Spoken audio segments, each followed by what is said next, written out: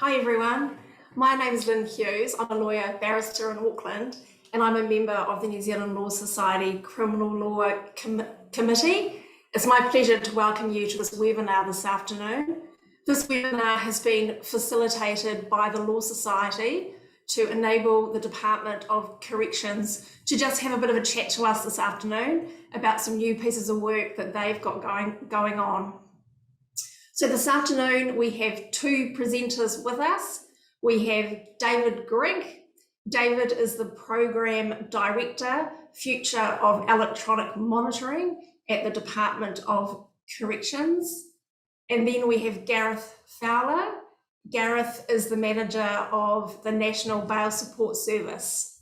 And Gareth's going to talk to us about what the Bail Support Service team does and how they can assist us with bail applications. Before we get started this afternoon, there are the usual housekeeping matters to go through.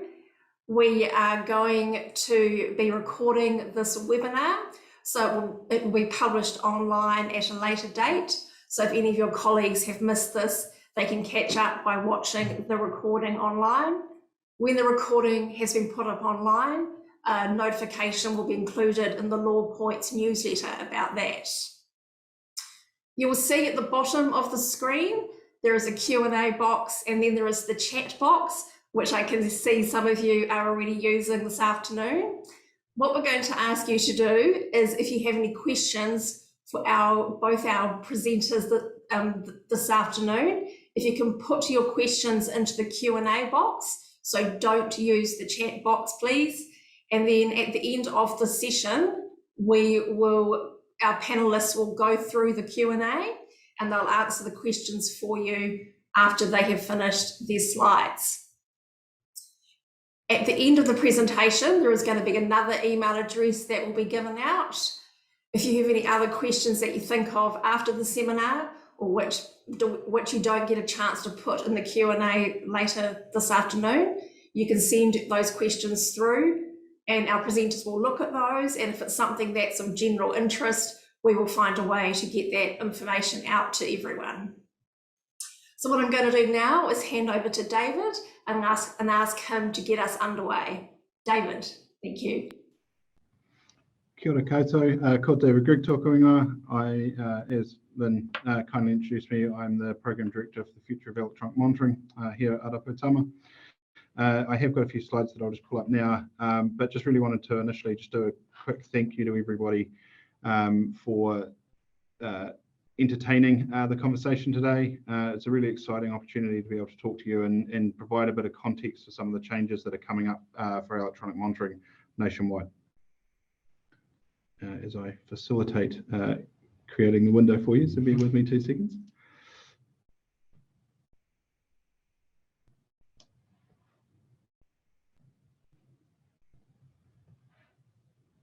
Okay, so look, we've broken this into a couple of sections and we'll really talk you through the program of work and what we're really focusing in on today around how that impacts on you and the role you play across the justice sector.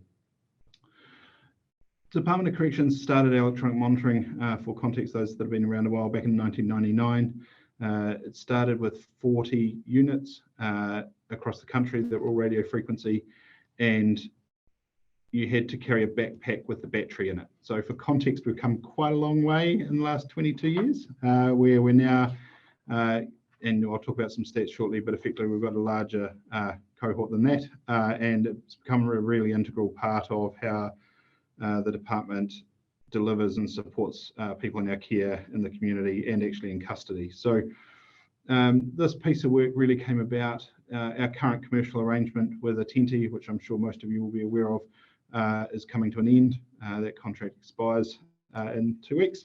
And so this piece of work started close to 18 months ago now, to really the opportunity to reset and rethink about how electronic monitoring is utilised for the department and for the people in our care for the next effectively 8 years in the term of that contract. So we put our heads together some time ago and developed this vision statement for really where we wanted to take electronic monitoring in consultation with some of the people in our care, but also our staff and our key partners across the sector. So Te Oranga o Te Iwi a Mata Te Rahanga Mamao, or enhancing community safety and wellbeing through the delivery of exceptional remote monitoring services in Aotearoa.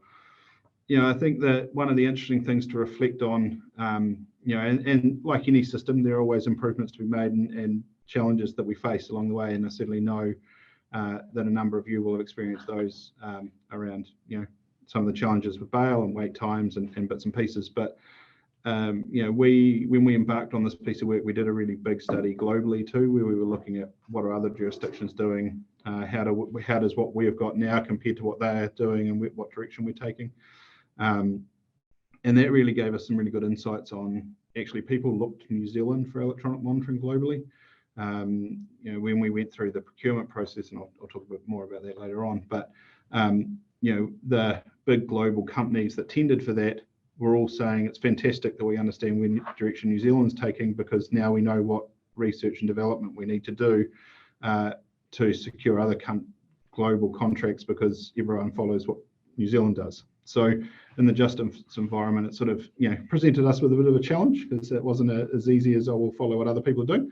But what it did do is really give us a little bit of confidence that as we start to focus in on putting the people at the centre of what we do, and really bringing that well-being into focus on not just the confinement component of electronic monitoring, that we were heading in the right path, and certainly the feedback from those providers was helpful.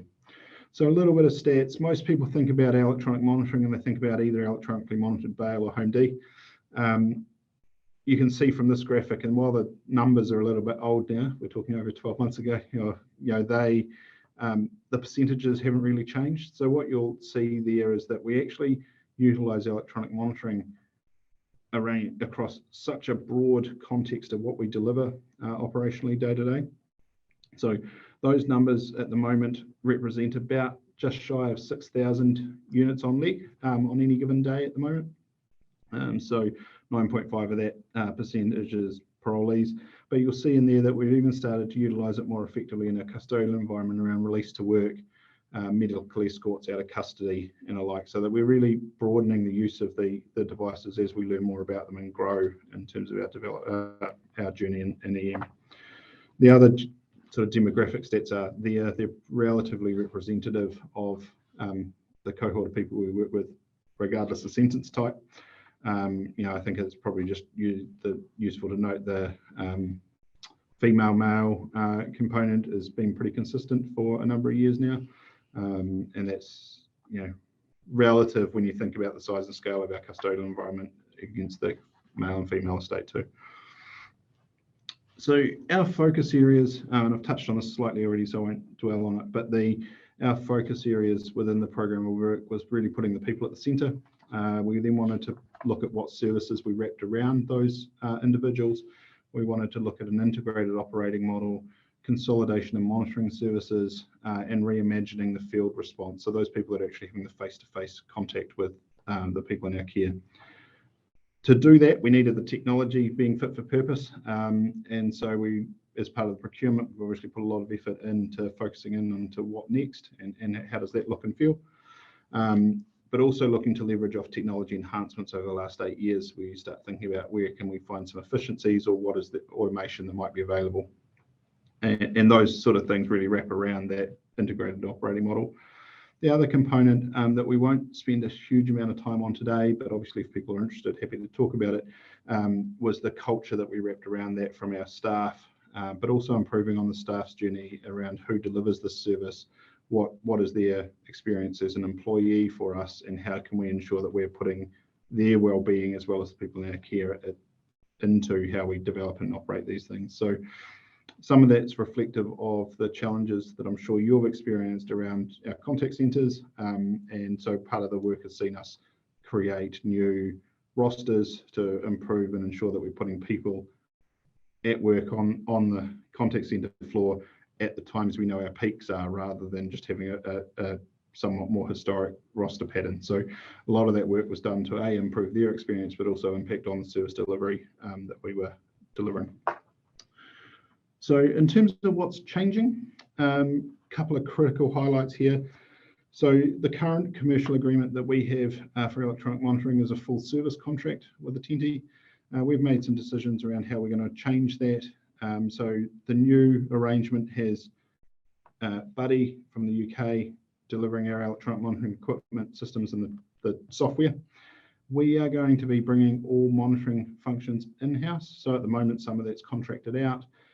From February, 2 weeks' time, we're going to have all monitoring functions going to be delivered by in-house correction staff through our national operations team.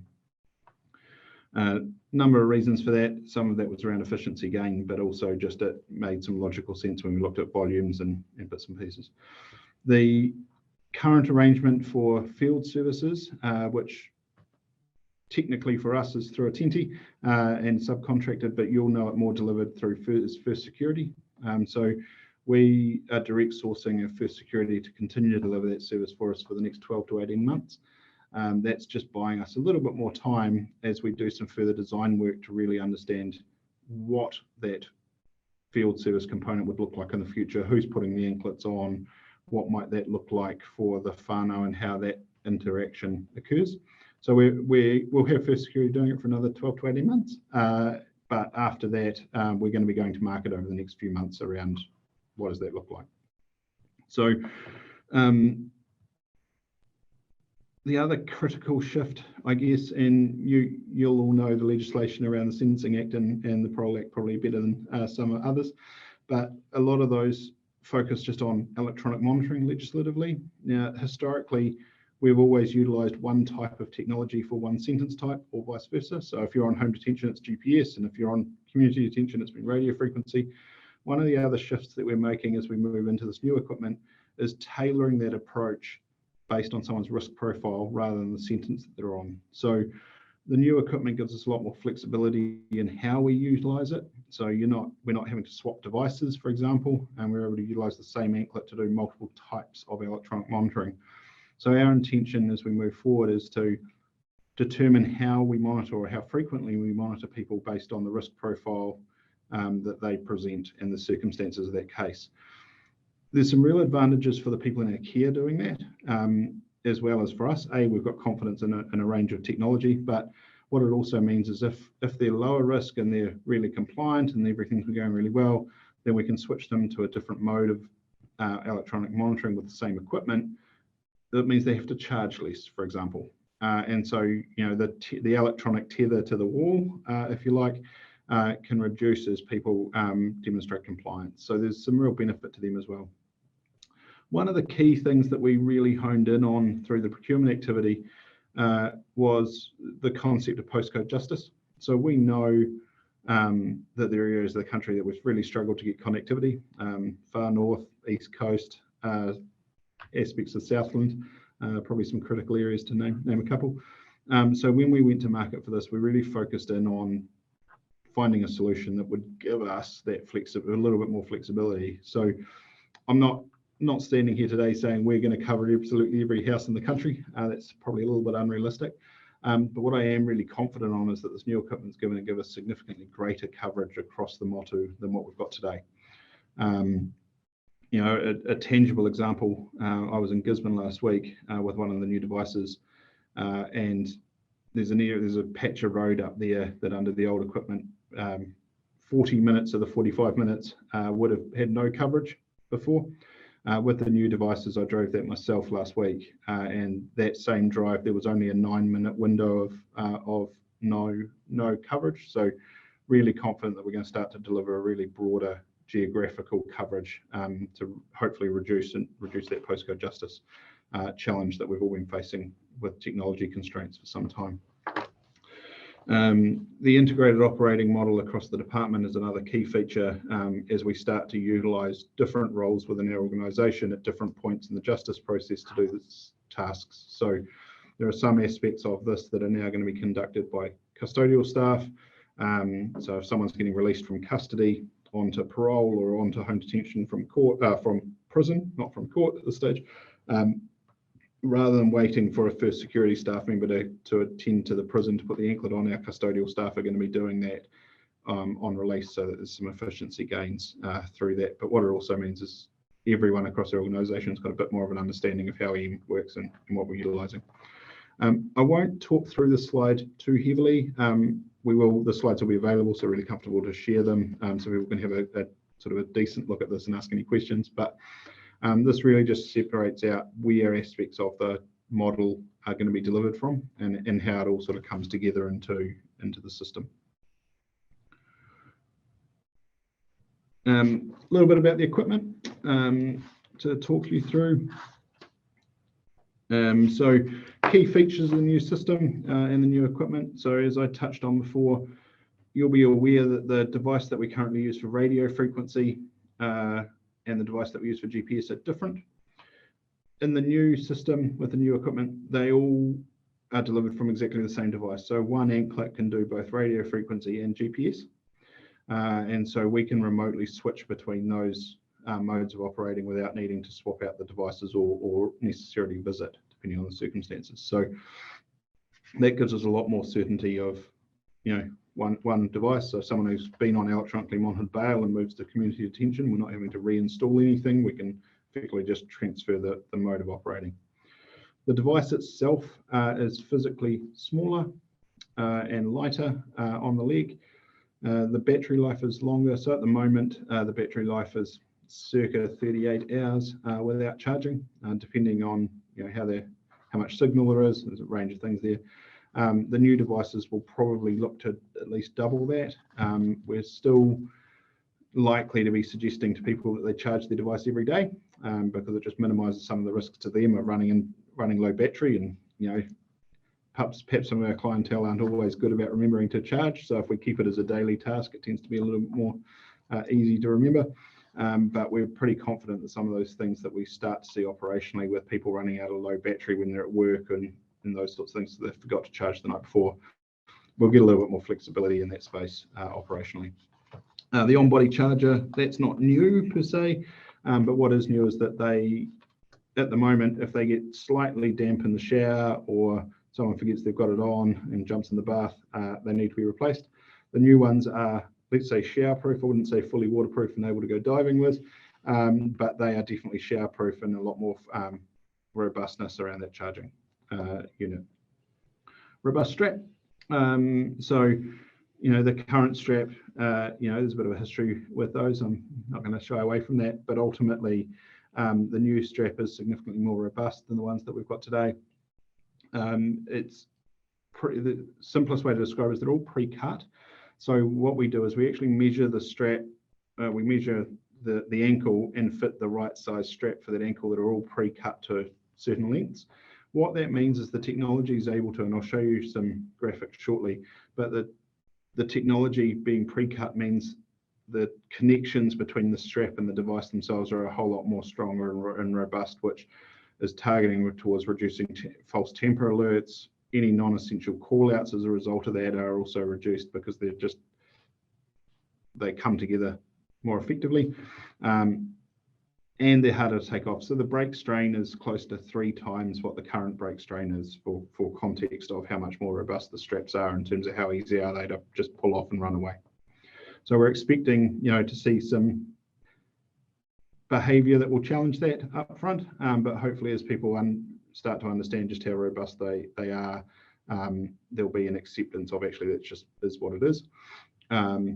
Undoubtedly, we will have people test them to see how hard they are to cut, and we've done a lot of testing on that front. We're really confident they're more robust. Are they uncuttable? No, but they, it's going to take a little bit more effort to do than what they currently have, and we're pretty confident in that space. Now, the new Eagle operating system, I'll just sort of touch on. This is the software that we use to manage it. One of the critical alerts that didn't exist before was just around shielding. So I'm sure a lot of you have had clients that have wrapped them in tinfoil and tried to hide away. Without going into too much of the tech on this call, just because it'll get really technical, these devices have a way of identifying if their signals are being shielded and reporting that via an alert. Because they also operate, so the new devices operate on 2G, 3G, 4G, Wi-Fi, and Ethernet. So the modes of connectivity are significantly more broad than the current device, which gives us different wave frequencies, and therefore shielding is quite a lot harder to achieve. So even if someone does wrap it in tinfoil, that doesn't necessarily mean that we won't get whereabouts data. And in fact, we're pretty confident we will get whereabouts data for those individuals who still try and wrap it in tinfoil, and probably more so than what we've had in the past. And I'm sure someone will find a way around it at some point, but certainly through our testing, this new approach with the way this device does shielding alerts gives us a lot more confidence that we'll know when people are actively trying to avoid their whereabouts being known. And we've talked about the risk-based framework and the choice between RF and GPS monitoring already, so I'll skip over that. This is just a little bit of a look at the new tech. So this gives you a bit of a feel for it. The key difference, I think, is probably around the beacon. So most of you would have seen the home units at one point or time or other. They, for context, look a bit like an old dial telephone in terms of their size. The beacon that we're likely to use the majority of time is the RF beacon in the middle there. So that's the beacon we're using whenever we're utilizing any GPS or RF, but predominantly GPS. That is the entire beacon. So you'll see that looks about the size of a transformer that would normally attach to an electrical device you might have at home. There's no wires or anything coming out of that, and critically, we can have multiple ones of these in a home that we've never been able to do before. So we were constrained to one before. With this system where we can have multiple. So if you think about a marae or a bigger property or a place of employment where people might be in quite significantly geographical different areas of a larger property, we can have multiple beacons installed now that we couldn't do before. The smart beacon is specifically only utilized when we're only using radio frequency technology, and it does the communication back to us, if you like the traditional radio frequency device did. So we'll be using it in some small scenarios, but it's there and available. Because you don't cut these straps, we need to have a removal tool to take them off. That's just a bit of a visible quick look at what they look like, and the on-body charge is just there for a little bit of visibility. The next couple of slides I'm not going to go through in too much detail, but just wanted to give you a bit of a look and feel of to the level of data that we see through the new devices on a day-to-day basis. So this particular map gives you visibility of 2 hours worth of data for an individual that we utilized at one point in time. You'll see the level of data there around each dot point. That individual dot points gives us the data associated with that particular moment. Within that, the next layer of detail looks like this.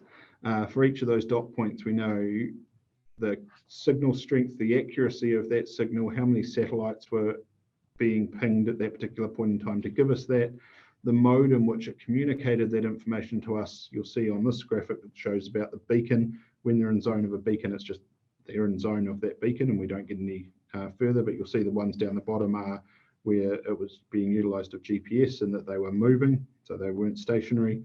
And that tells us the speed at which they were moving, the battery life, whether the charger was on or whether or not there was any problems with the strap. So there's quite a significant amount of data that we get for every single data point, but that helps us validate how confident we are in the accuracy of that particular data point. You'll see some of these are droppers to within confidence of within 6 meters, others are up as far as 15 for this particular example. But we get that level of data for every data point. I'm going to gloss over this. This is a new feature that we've got, which gives us a bit of a heat map view. So for people who have conditions where we're monitoring their whereabouts, this gives us a really quick visual view of where are the points that they are spending time compared to traveling through for us to be able to hone in on and look at from a practice perspective. How am I going for time? 3 minutes. Perfect. Cool.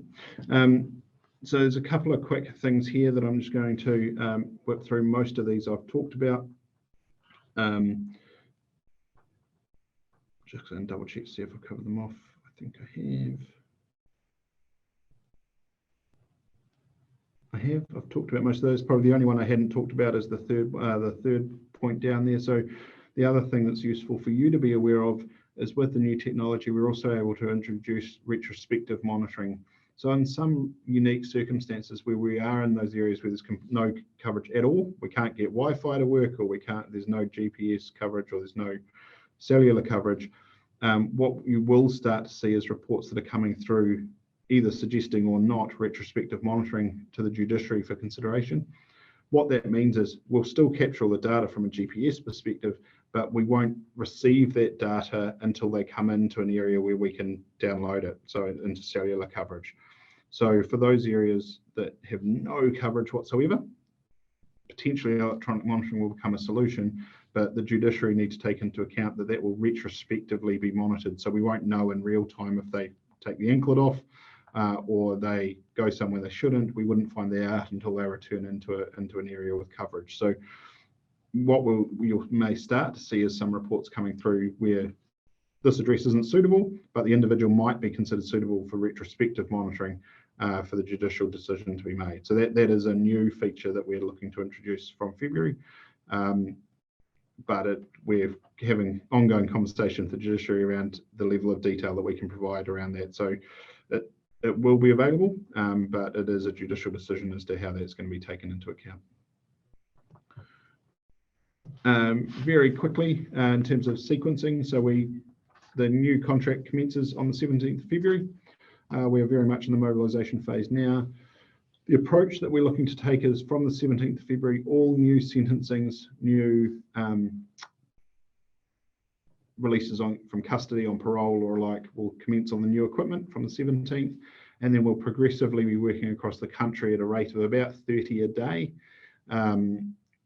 across bail first and then sentencings to progress the existing work group, if you like, the existing people across through probably until about the end of May, early June is when we're targeting having that completed by.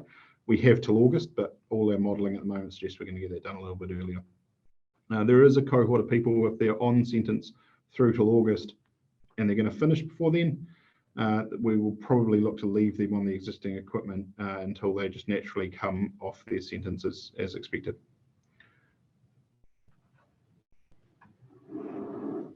Bail support. I will now we're just going to juggle computers for you, and I'm going to hand over to Gareth. So I'll mute you just for a second if I can, and we'll pass you over for bail support, and then we'll come back to questions.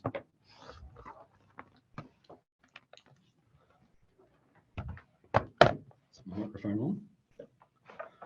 Right, kia ora koutou, ko Gareth Fowler tōku ingoa.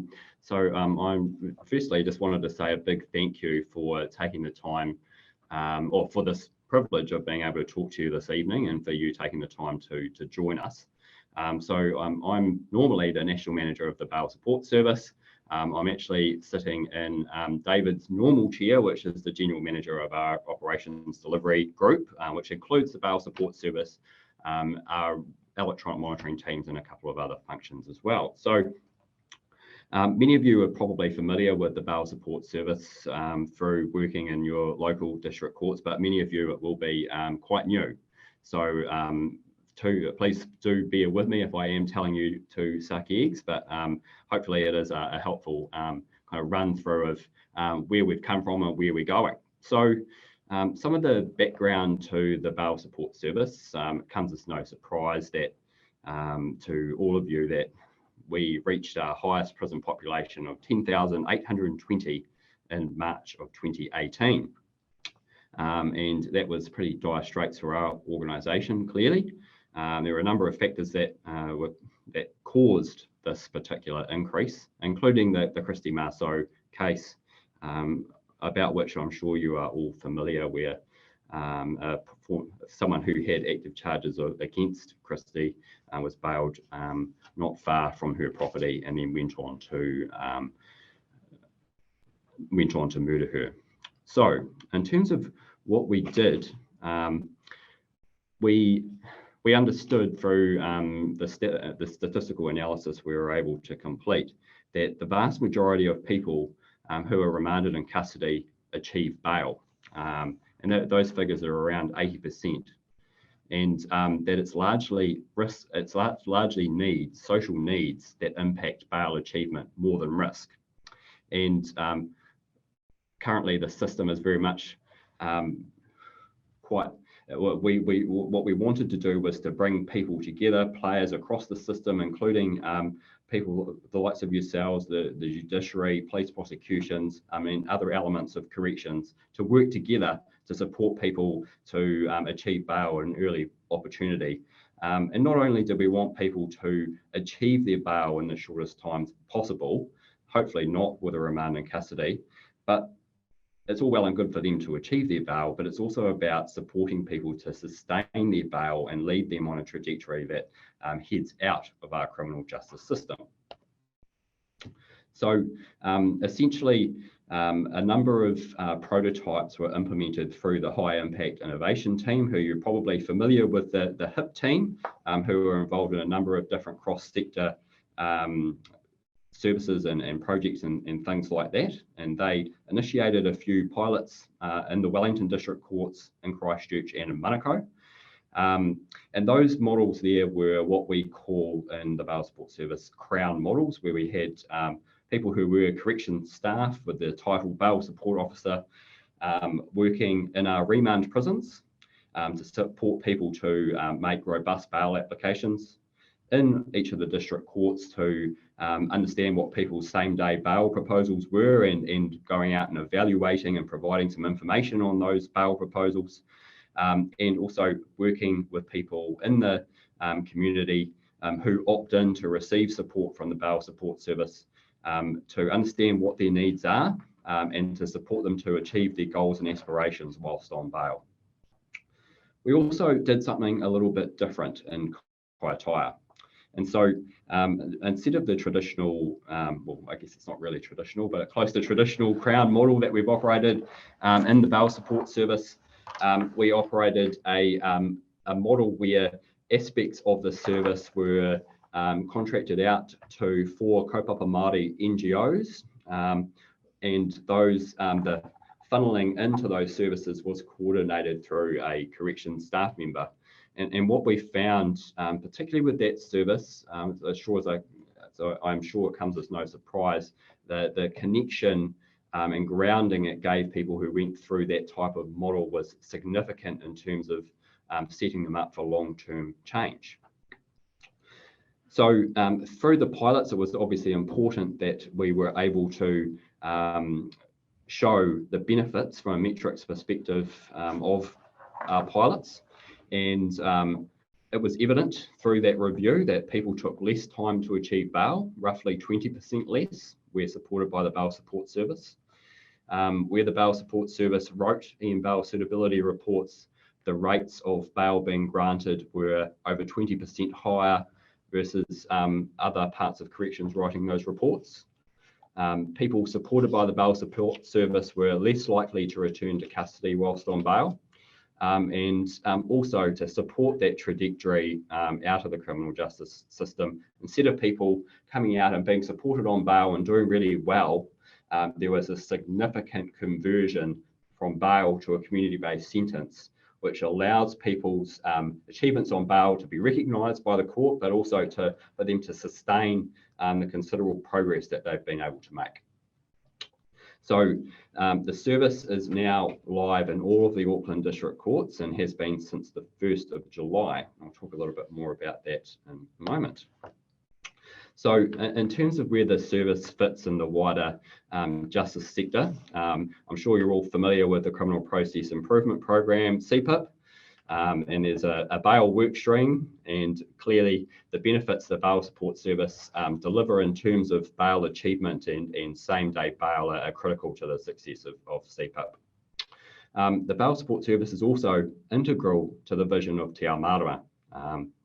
So the Bail Support Service takes a whānau-centred approach and is there to support people to understand the challenges of the court process. We know that it comes as no surprise to all of us on this call that it takes an awful long time for people to get through our criminal justice system, and there are long delays. It is stressful, it is difficult, and having people who could help navigate that process alongside counsel, alongside lawyers, is critical to long-term success in that transformational change that the Chief envisages, I should say. So as I've said here, we support people to understand their journey through court and their bail conditions, whilst ensuring their basic needs are able to be met, whilst dealing with that really significant stress hanging over their heads for long periods of time. And so as I'll talk about in a second, we've deliberately, I'll talk about the fact that we are rolling this service out nationally in a second, but we've deliberately identified our rollout locations to align with Te Ao Marama and other key flagship corrections programs, including our Māori Pathways program, which is based at in the far north and in the Hawke's Bay, which is essentially a flipped on its head model for operating for us here at Arapotama. That's a full kaupapa Māori type service for the corrections system. So in terms of a little bit more about what we do within the bail support service, our key ethos is about ensuring that bail is accessible and sustainable. We're purely a needs-based service. We are not a risk-focused service or a compliance service. It is a voluntary opt-in service. So people are not mandated to engage with the bail support service. And this was based on research and similar services overseas, where it was clear that a mandated model was not effective, and it just replicated other kind of systems that we have for people such as probation, and it was ineffective. As I've described, we operate within our district courts, supporting people in the community and within our remand prisons. And we seek to ensure that the court can make robust and safe decisions about bail, and that people at the on bail and their whānau are empowered to succeed at an early stage of their justice system journey to lead to that trajectory outside of the justice system. We've also done a lot of work partnering with other agencies, particularly MSD. And the reason for that is fairly clear. MSD's mandate is around meeting people's social needs. And so that is exactly what we seek to achieve with the bail support service. So we've worked very closely with our partners, particularly in Auckland and Canterbury, to enable people on bail to access intensive case management and the employment through the supporting offenders into employment initiatives. So as I foreshadowed, in Budget 20, we received $50 million to roll the bail support service out nationally by June 2024. And our program is committed to engaging with iwi, mana whenua, and kaupapa Māori NGOs to design and deliver a service that meets the needs of our local communities. We've clearly seen the benefits of the kaitaia model, which connected and grounded the people who went through that service really effectively, and there was huge social benefits to the community, providing a community-based solution that supports their people. And whilst COVID has impacted some of our desired timeframes, we remain committed to engaging iwi, and I've just given a little bit of background about when we might expect to see these services operating more broadly over the coming months. So that was the end of my kōrero, the bail support service. So it's time for questions. I'll pass it back over to David. I'm just going to drop the slide deck so that we can see the questions. So give me 2 seconds.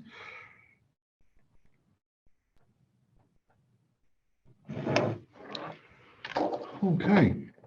All right, so there's a couple of questions that have come through that we can ask, that we'll answer now, and then we'll, subject to Lynn, look at opening the floor if anyone else has any further questions. So the first question that's come through was from James, just with regards to the monitoring coming in-house, to the contact, who do we contact for the tracking or information? It remains exactly the same. So the same contacts that you contacted before remain the same. That we were managing that through our national operations team already. We were just getting it from someone else. So we'll be getting that, you'll be getting that directly from us moving forward.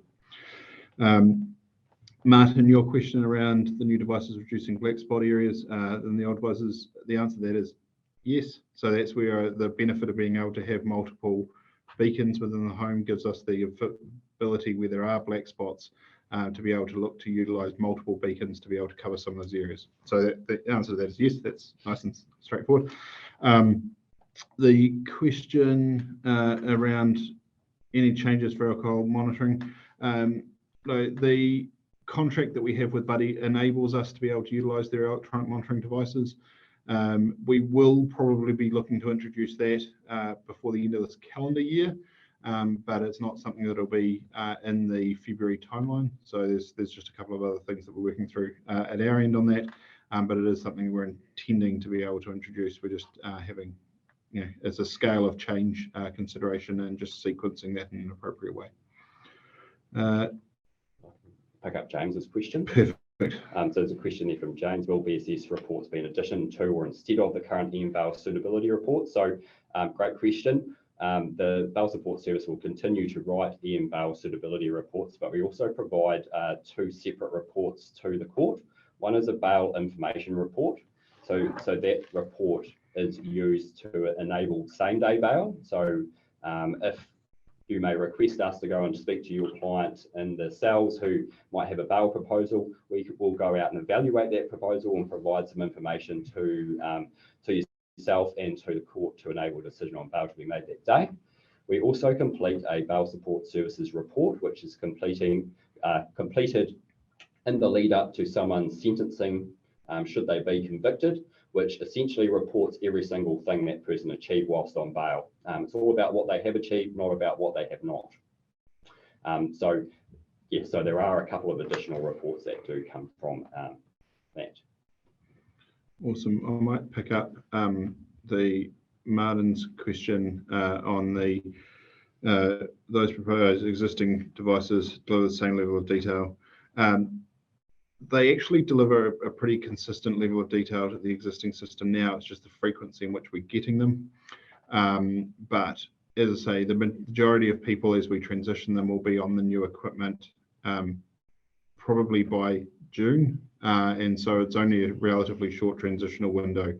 And one of the other things that we'll be shifting people from the old devices to the new devices is if we have any challenges or we have someone who we go out for a service request because there is a problem with the old equipment. We're not going to put the old equipment back on. We're going to replace it with the new equipment. So we'll be transitioning any of those where we have any sort of operational equipment problems to the new as we go. So hopefully that answers that question. Richards?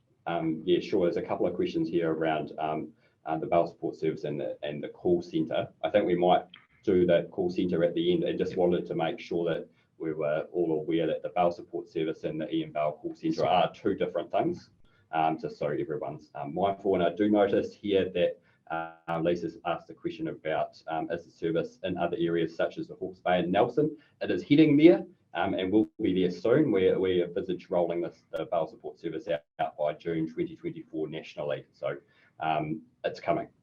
So does the Bail Support, Grant has asked the question, does the Bail Support Service report receive bail breaches to community corrections?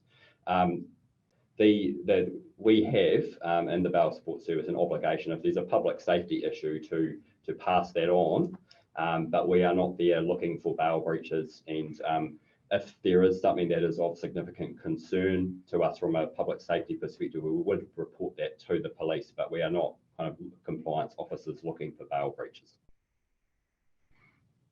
Cool. I might try, I think there's probably an answer that combines the questions from both Heather and, I'm not going to pronounce that properly, so apologies, Javina. The short version is we're really working on the performance challenges associated with wait times in the monitoring centre, if you like.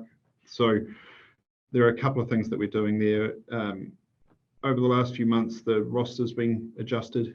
We've put refocused effort into putting people on it at the times that we know we're seeing the volumes. We're also adapting our workflow models pretty consistently at the moment, try and mitigate some of that.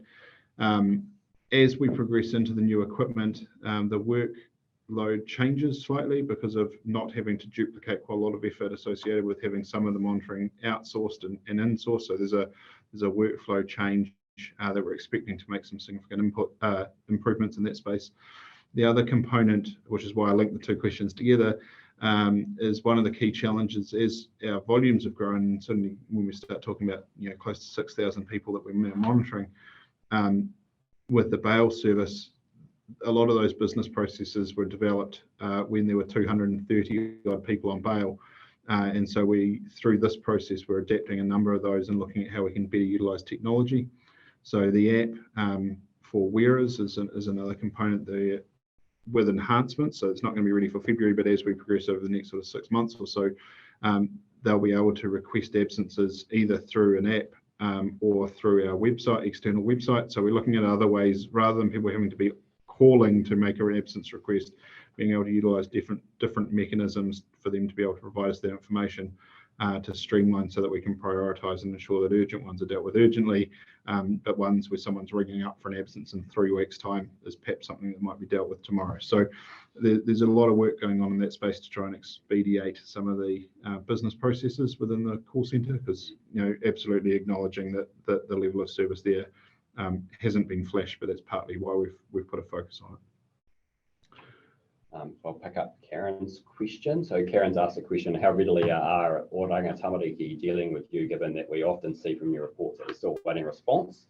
Yeah, absolutely, great point, Karen. We've engaged Oranga Tamariki around this particular issue, and I know that it's something that also concerns members of the judiciary. They feel uncomfortable, and rightly so, to grant EM bail without that information and also without victim views.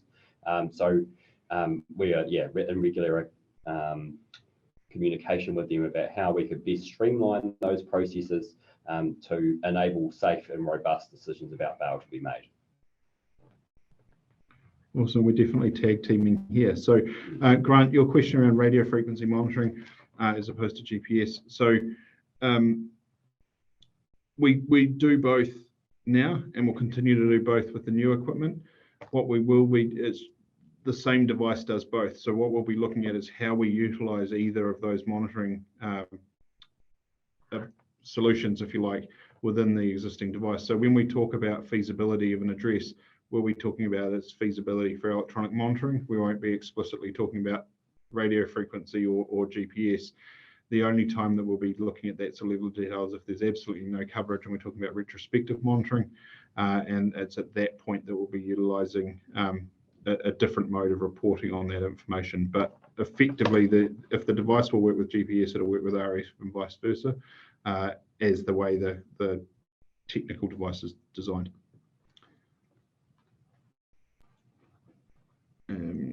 If the client is released from prison, sorry, I'm just reading the next question, apologies. If the client is released from prison to travel to another part of the island,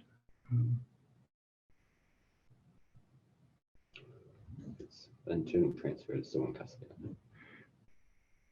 Yeah, so not sure. So there's a question here around internal transfer, or if a client's being released from prison to travel another part of the island rather than by way of corrections, internal transfer, how real time is available to monitor travel progress. So if I've understood this correctly, and apologies, JD, if I haven't, once the anklet's installed on the individual and they leave our custody from a prison environment, that anklet is reporting in real time from that point. And so we'll get that data pretty quickly as they move around the country. Question from George. I hope you are okay and not being flooded out of Greymouth, George. So George is in Greymouth. He's used the bail support service in Christchurch, and it's brilliant. Thank you for that feedback, George. I appreciate it.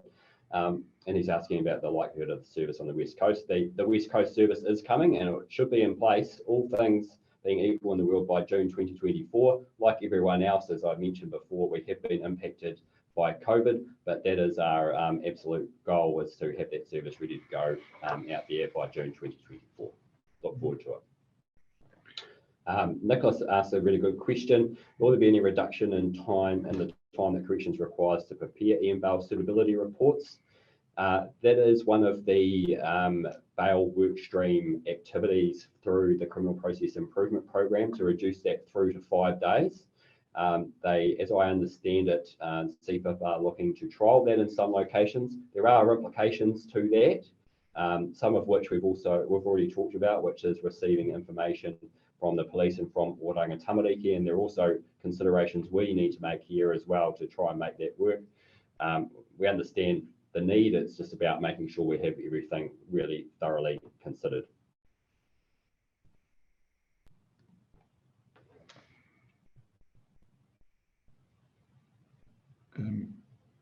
My computer has frozen on me, so give me 2 seconds. Increased accessibility of alleged EM breaches information in the court from corrections to from the correction staff present.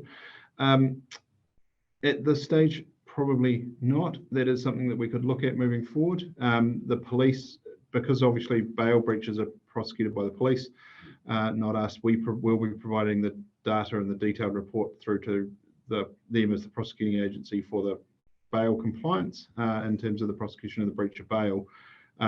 So we hadn't at this point envisaged our frontline staff in court having that level of detail, but it is something that we could look at.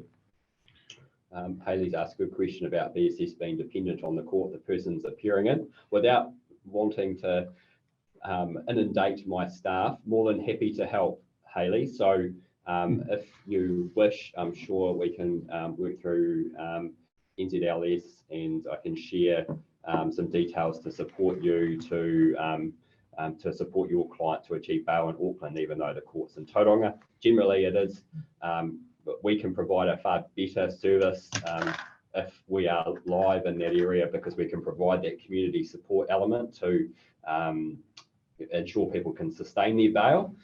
We can also help in other tactical ways. So if you do have a client that needs to be bailed, say in Gisborne or whatever the case may be, we can help corral whatever we can to support your client to achieve bail. It may just not be as good as it would do if we were live in that location. So I hope that helps. Great, thanks very much. We've got through about 15 questions then, so that was fantastic. But David, I understand you've got another slide for us that has an email address, that if people go away this afternoon and think about any other questions, there's a particular email address that people can send their queries through to? Yep, give me 2 seconds while I bring that back up.